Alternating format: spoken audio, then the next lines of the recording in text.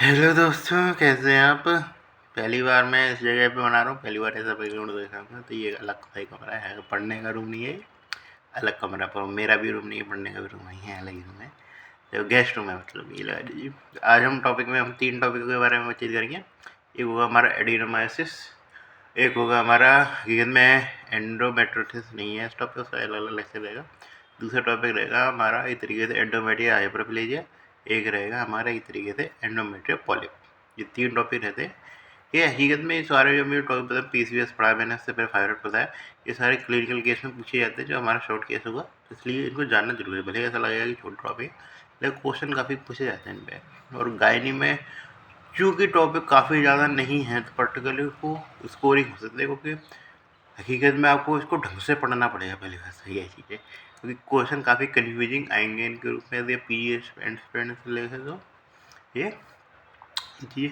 तो पर्टिकुलर इसमें यदि मान के चला आप टॉपिक को अच्छे करते हैं तो स्कोरिंग होंगे, क्योंकि एक या दो क्वेश्चन तो हर टॉपिक एक से या कोई 2 क्वेश्चन तो मिलेंगे इन टॉपिकों में से। आपको ठीक ठाक मात्रा में क्वेश्चन मिल जाएंगे, ऐसी बात नहीं है, एक या दो का ज़्यादा ही मिलेंगे।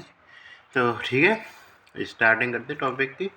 टॉपिक है हमारा एक तरीके से एडिनोमायोसिस। एडिनोमायोसिस क्या समझ रहे हैं कि मायोसिस के अंदर क्या हो गया, एडिनो हो गया, मतलब कि क्या हो गया, एंडोमेट्रियम जो है, ये जो ग्लैंड है वो हमारे एक तरीके से कहाँ है, मायोमेट्रियम जो होती है यूट्रस की, वहाँ तक एक तरीके से पहुँच गई है।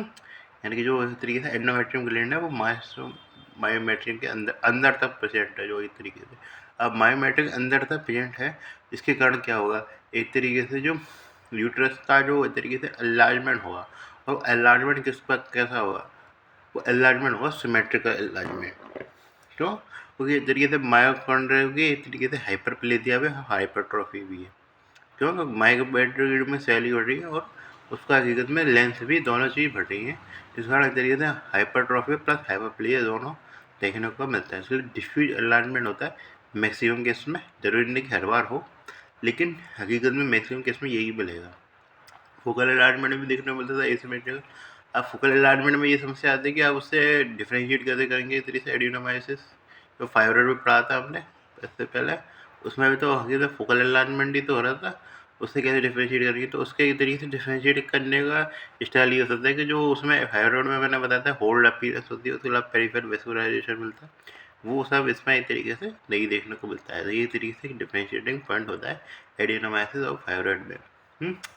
और क्या होता है हकीकत में चीज़ें, इसके अलावा आपको ये चीज़ एनलार्जमेंट हो गया, ये बता दिया मैंने। और इसमें सिम्टम क्या मिलेगा, कोई सिंपल सी बात है। अब जैसे आप यूट्राइन का कॉन्ट्रैक्शन होगा, ये तो अब पहले मायोमेट्रियम पूरी तरीके से इंटैक्ट थी। हाँ, तो फाइबर से वो आसानी से कॉन्ट्रैक्शन कर पाते थे। अब फाइबर एक तरीके से आसानी से कॉन्ट्रैक्शन नहीं कर पाएंगे तो क्या होगा, एक तरीके से वो उसमें जो वेसल्स वगैरह के लिए ज़्यादा जगह खाली रह जाएगी हकीकत में, खून निकलने के लिए। तो इस तरीके से एटोनिक में जब भी टोनिसिटी कम होगी ब्लीडिंग होती है, इस तरीके से क्या आता है, हमारा हैवी मेंस्ट्रुअल ब्लीडिंग टाइप के सिम्टम आते हैं। ये मोस्ट कॉमन क्लिनिकल प्रेजेंटेशन होती है। हम्म, ये चीज़। और उसके अलावा क्या देखने को मिलता है सिम्टम के आपको, सीवियर डिस्मेनोरिया, कि आपको पेन काफ़ी देखने को मिलेगा। क्यों, क्योंकि टेंडर आपको यूट्रस भी टेंडर देखने को मिलता है। यदि आप क्लिनिकल एग्जामिनेशन करते हैं पर्टिकुलर, तो क्या क्या देखने को मिलता है, सारे ज़्यादातर आपको एनीमिया के सिम्टम देखने को मिलते हैं।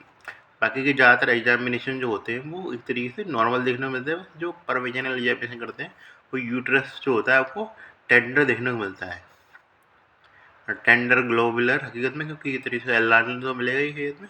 तो हकीकत में तो यूट्रस एल ग्लोबुलर और टेंडर देखने को मिल रहा है, मोबाइल भी होता है, क्योंकि तरीके से वो फिक्स मेल तो है जो फिक्स होता है। ये चीज़ है। यदि आप डिफरेंशियल डायग्नोसिस करें तो हकीकत में ज़रूर से लिख के आएँ। आपको मैं बताता हूँ, एडिनोमायोसिस तो लिखना ही, क्योंकि वो तो डायग्नोसिस हो गया। फाइब्रॉइड जरूर लिख के आ रहा है, एंडोमेट्रियम हाइपरप्लेजिया लिख के आना है, मैलिग्नेंसी जरूर लिखनी है, क्योंकि अगर में हम लास्ट तक कंफर्म नहीं कर सकते, हो सकता है कि वो नीचे वाली स्टेज पे हो। ये तो इसलिए डिफरेंशियल डायग्नोसिस जरूर पूछ सकता है आपसे, यदि प्रॉपर आपको क्वेश्चन करना है तो। इन्वेस्टिगेशन चॉइस क्या होती है, तो इन्वेस्टिगेशन चॉइस होती है हमारी ट्रांसवेजनस सोनोग्राफी। उसमें को स्पेसिफिक पैटर्न देखने को मिलते हैं। तो ऐसे मैंने बताया था जो एंडोमेट्रियल ग्लैंड है वो अंदर तक पहुंच गई है, तो इस तरीके से एंडोमेट्रियम मायोमेट्रियम का जंक्शन आपको ढंग से दिखेगा नहीं। तो ये तरीके से आप उसको जो डक्ट्स होती है तरीके से हाइपोइक रीजन करके दिखाता है, उसी से आप पता लगाते हैं ना पर्टिकुलर जब डक्ट्स जो है ग्लैंड वो तो अंदर तो चली गई हकीकत में। जिसके कारण आपको मायोमेट्रियम और जो हकीकत में एंडोमेट्रियम का जंक्शन आपको नहीं देखने को मिल जाएगा। मायोमेट्री में सिस्ट देखने को मिलेगा, इस तरीके से इन्फ्लेमेशन होता है तो सिस्ट आपको देखने को मिल जाए। इसमें इतनी साइन आता है, वो याद रखना, रट लेना इसमें। वो आता है हमारा सन रेडो, सन लाइक शेडो, सन शेडो साइन होता है, वेनेंटियन बैंड अपीयरेंस कहते हैं, वेनेंटियन बैंड एकदम लाइन लाइन करके जा रही होती है, यो लाइन यो लाइन यो लाइन, ठीक है ना। यूएसजी में तो ये वेनेंटियन बैंड अपीयरेंस कहते हैं। उसके अलावा सॉल्ट पेपर अपीयरेंस है, याद रखे नहीं रखे कोई बात नहीं है ये। और उसके अलावा ओवरीज आपको ओवरीज नॉर्मल दिखने को मिलेगी, वो भी चेक करनी जरूरी है हकीकत में, ऐसी बात है ना, सब चीज़ चेक करेंगे। और एंडोमेट्रियल थिकनेस भी हम चेक करते हैं, क्या कम से कम 8 मिलीमीटर से तो ऊपर होनी चाहिए। ये एमआरआई करते हैं, एमआरआई में मैंने बताया था, एमआरआई में जो होती है जैसे वो पहले डक्ट किस प्रकार मिल रही थी, हाइपोइक रीजन के नाम मिल रही थी तरीके से डक्ट, जो ग्लैंड थी, अब वो कैसे देखने को मिल रही हैं, वो हकीकत में देखने को मिल रही है, कुछ वाइट वाइट देखने को मिल रही हैं।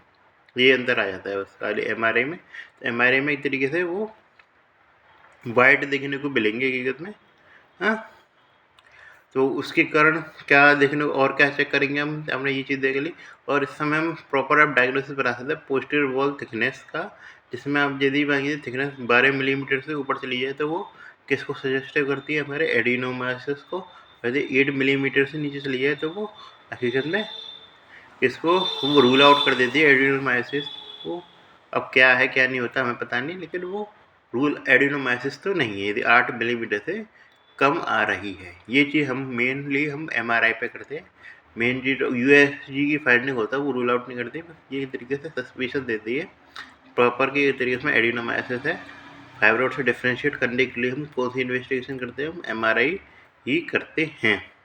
ये चीज़ आ जाएगा इसमें, यदि आपको डक्ट में यदि वो मिलेगा हाइपोइक की मिला है, और यदि हम एमआरआई में करें तो वाइट एरिशियस एरिया देखने को मिलता है। ये फिर कहते हैं यदि हमारी एंडोमेट्रियल की थिकनेस ज़्यादा होती है तो मैं बताया था कॉमन चीज़ रहती है कि हमको एंडोमेट्रियल एस्पिरेशन करना ही पड़ेगा। ये इंडिकेशन बताऊँ एंडोमेट्रियल एस्पिरेशन की, ये भी इंपॉर्टेंट है जानना आपके लिए, ठीक है। तो एंडोमेट्रियल एस्पिरेशन के क्या क्या इंडिकेशन होते हैं, यदि 40 साल से ऊपर की उम्र है और इस तरीके से एबनॉर्मल यूटेराइन ब्लीडिंग हो रही है तो हम इस तरीके एंडोमेट्रियल एस्पिरेशन कर रहे हैं। या फिर इस तरीके से आपको क्या है कि यदि एंडोमेट्रियल थिकनेस जो है वो क्या 12 मिलीमीटर से ज़्यादा है, वो यदि उसमें किसी भी क्या रिपोर्टेड वेस्ट क्या होगी क्या नहीं होगी मतलब नहीं, एंडोमेट्रियल एस्पिरेशन जरूर करेंगे। यदि हमारा पोस्ट मीनोपॉजल में ब्लीडिंग हो रही है, पोस्ट मोनोपॉजल ब्लीडिंग में, तो हम 4 मिलीमीटर पे ही कर देते हैं। क्यों? क्योंकि हकीकत में उसमें तो लाजमी है ना रिपोर्टेड एज ग्रुप में वुमेन का एंडोमेट्रियल थिकनेस ज़्यादा होना, क्योंकि उसमें तो ईस्ट्रोजन का लेवल तो रहता ही है ठीक ठाक मात्रा में, लेकिन पोस्ट मेनोपॉजल वुमेन में तो नहीं रहता ना, तो इसलिए उसमें 4 मिलीमीटर ही एक सिग्निफिकेंट अमाउंट है पर्टिकुलरली। अगर 4 मिलीमीटर का पोस्ट मेनोपॉजल वुमेन के लिए सिग्निफिकेंट अमाउंट है ये। अब आते हैं हकीकत में हिस्टोपैथोलॉजिकल से क्या डायग्नोसिस बनेगी, तो आपको एंडोमेट्रियल ग्लैंडस्टोमा देखने को मिलेगी सर 1 हाई पावर फील्ड में। ये जिसमें एक तरीके से याद रखना आपको कम से कम 2.5 मिलीमीटर तक तो जानी चाहिए एंडोमेट्रियम के ग्लैंड का।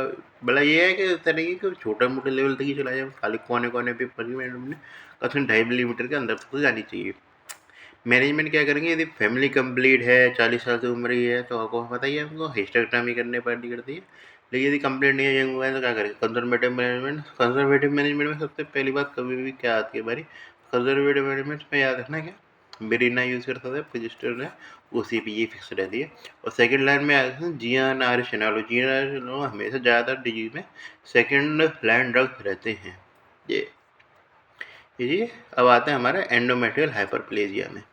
एंडोमेट्रियल हाइपरप्लेजिया क्या होता है, एक तरीके से जो एंडोमेट्रियम का प्रोलिफरेशन होता है, इसमें ईस्ट्रोजन में ये जानते हैं, और प्रोजेस्टेरोन जो होता है हकीकत में नॉर्मल चीज़ बता रहा हूँ मैं, वो उसको रोकने का काम करता है, स्टेबलाइजेशन करने का काम करता है। तो एंडोमेट्रियल हाइपरप्लेजिया का देखने को मिलता है, जिसमें एक तरीके से एंडोमेट्रियल प्रोलिफरेशन होता ही चला जाता है। क्यों होता चला जाता है? क्योंकि अनअपोज्ड एक्शन है ईस्ट्रोजन का, कोई रोकने वाला नहीं है, प्रोजेस्टेरोन नहीं है हकीकत में। ये मैंने काफ़ी सारी जगह होता देखा है, मैं इसलिए मैं बता दूँ ये सारे जो आते हैं आपको डिफरेंशियल डायग्नोसिस में बताते हैं, कोसे मत कर रहे आते हैं कहीं की कहीं घूस होता है कोसे, ये तो इसलिए टॉपिक को ढंग से पढ़ लेना। ये रिस्क फैक्टर क्या रहेंगे, तो रिस्क फैक्टर आपको पता है ये सेम रहता है सब जगह, एज नहीं हो जितना ज़्यादा एक्सपोजर हो सकता है पर्टिकुलर जैसे कि तरीके से ओबेसिटी अपने आप में रिस्क फैक्टर में बताया था, ये ओबेसिटी के कारण स्ट्रोजन बनता है हकीकत में। तो इस तरीके से ओबेसिटी है, उसके बाद पीसीओएस की हिस्ट्री, पीसीओएस में भी ये सब चीज़ होती है। और क्या हो सकता है, हमारा हिस्ट्री है एक तरीके से हार्मोनल इम्बैलेंस की हिस्ट्री रही है इसकी। उसके अलावा पेरिफेरल पोटेंशियल नॉर्मल भी है, इसमें भी ज़्यादा है, ईस्ट्रोजन या ओबेसिटी में तो ज़्यादा होती है, या वैसे भी ज़्यादा है पर्टिकुलर हिस्ट्री। यदि एनोवेटरी साइकिल को पोजिशन नहीं बने तो एनोवेटरी साइकिल की तो बनती है। उसके अलावा टेमोक्सिफिन यूज भी है एक में अपने आप में ब्रेस्ट रिस्क बनाता है। क्यों? क्योंकि टेमोक्सिफिन बताया था मैंने एक तरीके से, ऐसे उसमें बताया था मैं लेंट्राजोल और कहते हैं कॉमिफिन सिट्रेट का बताया था ना मैंने, कौन सी ड्रग ज़्यादा यूजफुल है। तो clomiphene citrate selective receptor modulator. Selective receptor modulator क्या है, वो एस्ट्रोजन में काम कर रही है, लेकिन वो उतना ज़्यादा एगोनिस्ट ले, लेकिन एगोनिस्ट तो है ही है ना वो, ये बात आती है ना, वो एरोमेटिक इनहिबिटर की तरह तो काम कर नहीं रही वो, लेंट्राजोल की तरह। तो उसमें क्या है कि हकीकत में थोड़ा बहुत वो एगोनिस्ट एक्शन तो देखने को मिलता ही है ना। तो जिसके कारण क्या है, ये टेमोक्सिफिन एक रिस्क फैक्टर जरूर है। अब ब्रेस्ट कैंसर के कारण तो ये चीज़ें सही लगती है पर्टिकुलर, क्योंकि उसमें तो हमें क्या है कि थोड़ा बहुत हाइपोट्रोफी भी है तो कोई दिक्कत नहीं है, लेकिन ब्रेस्ट लेवल पर ब्रेस्ट के तक पहुँचेगा ईस्ट्रोजन, ओवेरी से निकल फॉलिकल तो ओवेरी से निकला, ईस्ट्रोजन का प्रोडक्शन होगा, फिर वहाँ तक ब्रेस्ट का पहुँचा। काफ़ी हकीकत में ये है, थोड़ा बहुत भी हमें ठीक ठाक ईस्ट्रोजन कम करने पर काम आया हो जाता है तो सही है, लेकिन यहाँ पे हकीकत में फ़ायदेमंद नहीं है वो चीज़ें। मतलब उतनी फ़ायदेमंद तो है, कुछ ना कुछ तो ऑप्शन नहीं है तो यूज़ करेंगे, लेकिन उतनी फ़ायदेमंद नहीं है चीज़ें, ये लगा दीजिए। हार्मोन रिस्टोरेशन भी चल रही है हमारी ईस्ट्रोजन ऑलरेडी, जो भी तरीके से ईस्ट्रोजन पोजेशन ट्रोमा ट्यूमर हो गए, कितने सारे बताए थे मैं, एक ग्रेनुलोसा सेल ट्यूमर हुआ जैसे हमारा, ये एड्रोजन पोटेशन ट्यूमर ही बताए थे मैंने। हाँ, ये सारे ट्यूमर है, थोड़ा सा पैथोलॉजी याद कर लेना आती है। अब हकीकत में पैथोलॉजी पे बात करके चले, इसमें क्या होता है पैथोलॉजी में, एक तरीके से इसके टाइप होते हैं। तो सिंपल हाइपरप्लेजिया एक तरीके से, एक तो कॉम्प्लेक्स हाइपरप्लेजिया, इसमें क्या अंतर होता है, तो इसमें एक तरीके से क्राउडेड मिलती है एंडोमेट्रियल ग्रेड ये, और इसमें क्या मिलती है एक तरीके से एंडोमेट्रियल ग्रेड साइटोलॉजिकल एटीपीआई देखने को मिलता है। कोई भी साइटोलॉजिकल एटीपीआई सिंपल का हो गया है तो साइटोलॉजिकल एटीपीआई नहीं मिल रहा, उसमें भी देखिए साइटोलॉजिकल एटीपीआई नहीं मिलता, लेकिन वो ओवर क्राउडिंग हो जाती है, और कॉम्प्लेक्स में ओवर काउंटिंग भी देखने को मिली है और साइटोलॉजिकल एटीपीआई भी देखने को मिल रहा है। ये सारी चीज़ें क्या बताते हैं पैथोलॉजी का देखना, क्योंकि एंटिफिरेशन में फाइंडिंग निकालेंगे, ये चीज़ बताती है एक तरीके से रिस्क फैक्टर की क्या एक तरीके से चांसेस होते हैं कि एक तरीके से आगे फ्यूचर में उसको कैंसर डेवलप हो जाए। सिंपल हाइपरप्लेजिया तो आगे बढ़ा चांस 1% है, कॉम्प्लेक्स हाइपरप्लेजिया तो 3% है, एटीपी सबसे बड़ा चीज़ है। यदि हाइपरप्लेजिया जो है हमारा, यदि सिंपल हाइपरप्लेजिया है पर्टिकुलर, तो हकीकत में सिंपल हाइपरप्लेजिया विद एटीपी है तो 3% और 8% हो जाता है, और यदि कॉम्प्लेक्स हाइपरप्लेजिया तो 29% हो जाता है। यानी कि गेंद में ये चीज़ लगा लीजिए, कम से कम 10 गुना रिस्क फैक्टर बढ़ जाता है। वहाँ पे 1 से लेकर 8 तक पहुँच गया, 10 गुना पहुँच गया लगभग, और फिर 3 से लेकर 29 तक पहुँच गया, तो लगभग 10 गुना फैक्टर है वो बढ़ जाता है, जो यदि खाली उसे एटीपीएल पीछे लिखे होने से। तो एटीपीएल को याद रखना ज़रूरी है। वैसे अंदर इतना मेफोलॉजी क्या हो क्या नहीं हो हमें मतलब नहीं है। प्रेजेंटेशन क्या क्या रहती है तरीके से, तो मैं बताया था कि यदि एंडोमेट्रियम ग्रो करती जाएगी, लेकिन एक लेवल पे तो ऐसा आएगा ना कि वो एंडोमेट्रियम को सपोर्ट करने वाली वेसल तो उतना ही अंदर जा सकती है ना हकीकत में, बट सपोर्ट करने के लिए तो हकीकत में बहुत ज़्यादा हो गई एक तरीके से, नॉर्म बहुत ज़्यादा लिमिट से चली जाएगी तो क्या होगा, पर्टिकुलर ब्लीडिंग हो गई, सिंपल सी बात है हकीकत में। तो एक तरीके से इरेगुलर साइकिलिंग को उनकी जो लेंथ है वो नॉर्मल से ज़्यादा बढ़ जाएगी हकीकत में, अनोपोज डायरेक्शन में तो लेंथ बढ़ी हुई है, और अच्छी खासी तरीके से हैवी मेंस्ट्रुअल ब्लीड देखने को मिल रही है। इस तरीके से प्रेजेंटेशन के नाम पे जरूर याद रखना, पोस्ट मेंस्ट्रुअल ब्लीडिंग की तरीके से प्रेजेंटेशन वाला फैक्टर कहते हैं कि जो नॉर्मल है पोस्ट मेंस्ट्रुअल ब्लीडिंग तो देखने को मिलेगी, लेकिन उसमें देखने को मिलते हैं प्रोजेस्टेरोन का काम है कर नहीं रहा, तो ईस्ट्रोजन तो है ही, तो इसलिए उसमें ये सारी चीज़ें देखने को मिल रही हैं। क्योंकि मैं बताता जो नॉर्मल मीनोपॉजल ब्लीडिंग कैसे होती है, जब प्री मीनोपॉजल ब्लीडिंग प्रोजेस्टेरोन को सपोर्ट जाता है फिर आती है ब्लीडिंग, लेकिन इसमें प्रोजेस्टेरोन का रोल है ही नहीं है ना, इसमें तो ग्रोथ ग्रोथ होती है, ग्रोथ होते होते पक गई ग्रोथ, मतलब बहुत ज़्यादा ग्रोथ हो गई, फिर डिस्ट्रॉय तो हो गई एक लिमिट पे आ गया। तो इस तरीके से इसके कारण ये चीज़ देखने को मिल रही है। क्लिनिकल एग्जामिनेशन करेंगे तो बड़ी बात यूट्रस में कोई अलाइनमेंट नहीं है, कुछ भी नहीं है, तो आपको कोई फाइंडिंग नहीं देखने को मिलेगी क्लिनिकल फाइंडिंग। यूएसजी में आपको फाइंडिंग देखने को मिलती थी ट्रांसमीटर में, तो आपको क्या देखने को मिलेगा हकीकत में, एंडोमेट्रियल थिकनेस आपको बढ़ी हुई देखने को मिल सकती है।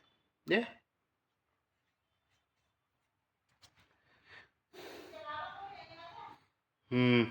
ये तो ठीक है।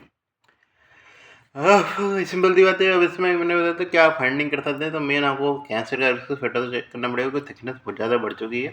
तो इसमें क्या कर सकते हैं, ट्रांसमिशन सोनोग्राफी का उद्देश्य कॉस्ट रूल आउट करना होता है। इसमें जो हमें क्या करना होता है कि क्या क्या हम कर सकते हैं तरीके से एंडोमेट्रियल एस्पिरेशन में कि कैंसर तो नहीं डेवलप हो सकता। तो इसमें क्या करते हैं तरीके से, हम क्या कर सकते हैं, तो कार्बन कैलुना से करते हैं तरीके से। इसमें नंबर 4 वाली कैलुना बहुत सारी नंबर 4 वाली तरीके यूज करते हैं ठीक है। और ये होता है पाइपेले कैनुला यूज करते हैं ये चीज़। और मतलब एक तरीके से मेन उद्देश्य हमारा सैम्पलिंग होता है। इस तरीके से कैसे वगैरह करते हैं, सेप्टिक प्रोसेस इंसेप्टिक प्रोसेस इंसाइड करते हैं और फिर कहते हैं पाइपेरिक कैनुला इंसिजन करी, फिर क्या करा इस तरीके से सक्शन क्रिएट किया और इस तरीके से अप डाउनवर्ड इस तरीके से करा कि हमें यूट्रस तक अंदर तक ले जाना है। रोटेशन कराया इस तरीके से और विस्तृत हिस्टोपैथोलॉजिकल एग्जामिनेशन करा क्या चाहिए। और क्या क्या मेथड हो सकते हैं एंडोमेट्रियल सैंपलिंग के, जैसे office based endometrial perforation aspiration जो मेथड है, एस्पिरेशन यूज है। एक होना डायलिसेशन और क्यूरेटाज, क्या ये इन्वेजिव मेथड होता है, प्रेफर नहीं किया जाता है। और उसके अलावा क्या है, हिस्ट्रोस्कोपिक गाइडेड होती है, इन्वेजिव भी हो सकता है। और इस तरीके से इन्वेजिव तो होता ही है और उसमें एक्सपीरियंस की भी जरूरत पड़ती है, क्योंकि हकीकत में हमने डायलिसेशन तो करा नहीं है। अब हिस्ट्रोस्कोपी के बारे में बातचीत करेंगे इस तरीके से सेपरेट लेक्चर है। सारी जो इन्वेस्टिगेशन वगैरह आती है इंस्ट्रूमेंट, इन पर भी हमारे लेक्चर रहेंगे।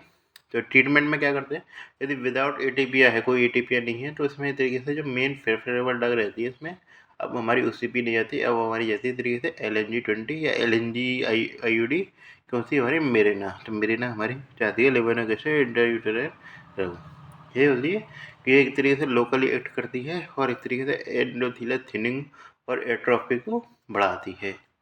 साइड इफेक्ट लेस है। ओरल ट्रीटमेंट पे जाए तो क्या है, मेड्रोक्सी प्रोजेस्टेरोन एसीटेट, क्योंकि हमारा मेन उद्देश्य इसमें खाली बस प्रोजेस्टेरोन देना, स्टूडेंट की कोई ज़रूरत ही नहीं है उसको, तो ज़बरदस्ती करी तो ठीक है। यदि विद ATPA मिल रहा है तो बाकी जैसे फैमिली कंप्लीट है तो हमें एक तरीके से उसको सिंपल हिस्टेक्टोमी करनी पड़ेगी। यदि हमारी कंप्लीट नहीं है तो उसको काउंसलिंग करनी पड़ेगी फटाफट बराबर, कि इस तरीके से वो कैंसर का रिस्क तो नहीं है। बाकी चीज़ों में यदि फर्टिलिटी चाहिए तो वो नॉर्मल जो ट्रीटमेंट है वो तो हमारा चलेगा, क्या कहते हैं मेरेना और क्या कहते हैं और प्रोजेस्टेरोन ट्रीटमेंट के लिए ये। यदि हम बात करें चलें, अब अगला टॉपिक आता है हमारा एंडोमेट्रियल पॉलिस। एंडोमेट्रियल पॉलिस के अंदर क्या क्या पड़ता है, तो एंडोमेट्रियल पॉलिस क्या होता है, पॉलीपॉइडल ग्रोथ होती है आउटवर्ड ऑफ एंडोमेट्रियम होती है। इसमें फाइब्रॉइड वाला मामला नहीं है कि इसमें अंदर बाहर ही सब चले जाते, 4 प्रकार के रहते हैं। एक तो होती है एक एंडोमेट्रियल पॉलिप रहती है, और एक होती है एंडो सर्वाइकल, सर्वाइकल के लास्ट से इधर ओरिएंटेड होते हैं। और एटो सर्विस पॉलिप, एटो सर्विस में क्या हो जाता है, इधर एंडो सर्वाइकल के नाम है और बड़े को बाहर से दिखेगा। एटो सर्वाइकल पॉलिप बाहर नहीं दिखेगा, वो अंदर ही दिखेगा, पर वो सर्वाइकल के नाम होता है। और एक होता है हमारा एडिनोमेटस पोलिस। इसमें एक तरीके से एडिनोमेटस में होता है, इसमें स्मूथ मसल वाला एलिमेंट भी जरूर होगा ये। इसमें इस तरीके से ज़्यादातर आपको फाइंडिंग मिलेगी, ज़्यादातर वो एसिम्प्टोमेटिक देखने को मिलता है, लेकिन वो उसमें क्या फाइंडिंग देखने को मिल सकती है जिससे आप पहचानेंगे, वो होते हैं हमारे इंटरमेंस्ट्रुअल ब्लीडिंग के नाम पे। ये क्यों इंटरमेंस्ट्रुअल ब्लीडिंग, क्योंकि वो ट्विस्टिंग हो जाती है इस तरीके से पॉलिप के अपने धुरी पे, जिसके कारण क्या होता है इस्चीमिया होगा उसका, और इस तरीके से उसके जो माउथ है उससे ब्लीडिंग होने लगेगी, क्योंकि नेक्रोसिस होगा उसके माउथ से ब्लीडिंग, जो कि कभी भी हो सकता है ना, वो उसको मेंस्ट्रुएशन से जुड़ा हुआ थोड़ी ना, तो कभी भी हो सकता है पर्टिकुलर। तो ऐसे बीच में ब्लीडिंग स्टार्ट हो गई पर्टिकुलर, वो वहीं की वहीं ट्विस्ट किया और ब्लीडिंग स्टार्ट हो गई ये।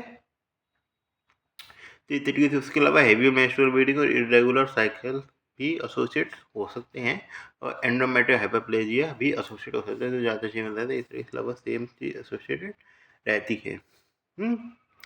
ये फाइंडिंग्स में आपको क्या क्या मिलेंगी, यदि क्लिनिकल फाइंडिंग देखें तो uterus non tender alternative biology fornices free services normal देखने को मिलती है ये।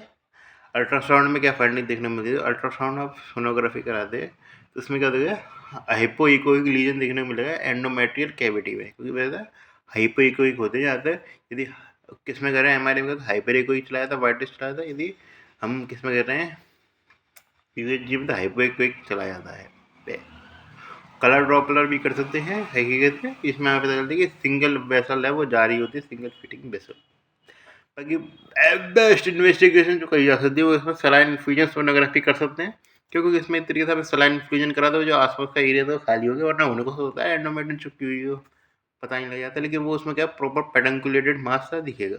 ये ये चीज़ तो इसमें क्लियरली डेमोन्स्ट्रेटेड कर देते हैं। बाकी इसके लिए जो इन्वेस्टिगेशन शो जाती है वो जाती है हमारी हिस्टोस्कोपी की। सिंपल सी बात है, इसमें कोई ऐसा तो है नहीं कि आधा अंदर बाहर है, पूरा ही बाहर होगा पर्टिकुलर जो इसमें एक तरीके नॉन हिस्टोस्कोपी में दिखेगा। तो ये तरीके से हिस्टोस्कोपी करते हैं। फ़ायदा क्या है, क्योंकि जब हम ट्रीटमेंट करेंगे तब भी हमको हिस्टोस्कोपी से करनी है, इसलिए ये डायग्नोस्टिक पर थेरेप्यूटिक होती है, तो ये बेस्ट इन्वेस्टिगेशन होती है। ट्रीटमेंट क्या रहेगा इसमें, हिस्टोस्कोपिक पॉलीपेक्टमी करते हैं ये। यदि सिमेट्रिक सिम्टोमेटिक है मतलब एक तरीके से हिस्टोस्कोपिक ये सिम्टोमेटिक है तो हिस्टोस्कोपिक है। यदि एक तरीके उसके कारण इनफर्टिलिटी हो रही है, ये तो सिम्टम में कोई बस खाली इनफर्टिलिटी कोई सिम्टम की कमी नहीं है। तो यदि वो सिम्टोमेटिक है मतलब ये सिम्टोमेटिक उसके कारण आ रहे हैं हकीकत में एंडोमेट्रियल पॉलिप के कारण है, तब तो आपको करने की जरूरत है, नहीं तो आपको और जो है कोर्स उसको रिलेट करना पड़ेगा, क्योंकि इसमें इतनी सर्जरी है तो ज़बरदस्ती पॉलिप का एक पता है इतनी हिस्टो से भी पॉलीपेक्टमी कर रहे हैं, लेकिन यदि दिक्कत नहीं है तो काय को निकालो, ये बात आती है ना। ये जी